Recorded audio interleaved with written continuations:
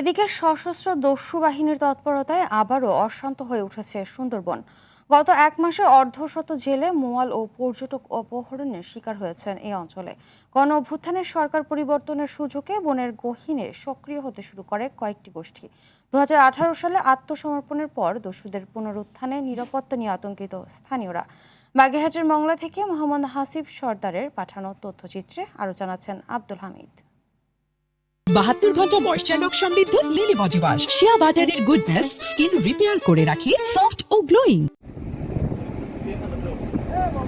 সুন্দরবন জীববৈচিত্র্যের বিচিত্র নানা রূপের অঞ্চলটিতে আবারও দাপিয়ে বেড়াতে শুরু করেছে সশস্ত্র দস্যু বাহিনী।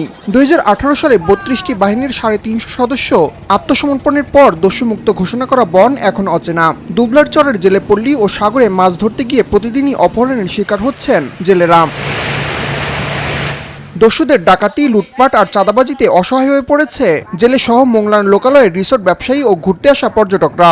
1,30,000 টাকা দিয়ে 4 জন মানুষ ছাড়াই গেছে। টাকা দাও এইসব তা করে এই দিন আমরা জঙ্গলে যাইতে পারতেছি না। একদিন না যাইতে পারলে তো আমাকেও না খাই থাকতে হয়। কেউ ঘরে কোনো বাজারও নাই, এখন এই অসহায় অবস্থায় আছে। বিগত সময়ে যেসব জলদস্যুরা আত্মসমর্পণ করেছিল তাদেরকে সঠিকভাবে হয়তো পুনর্বাসন করা হয়নি, সে কারণেও জলদস্যুরা আবার তাদের পুরনো পেশায় ফিরে যেতে পারে। গণঅভ্যুত্থান পরবর্তী অস্থিরতাকে ঢাল বানিয়ে আত্মসমর্পণ করা দস্যুরাই ফিরছে পুরনো পেশায়, যাদের মধ্যে বেশি শোনা যায় জাহাঙ্গীর, সুমন, শরীফ ও করিম বাহিনীর নাম।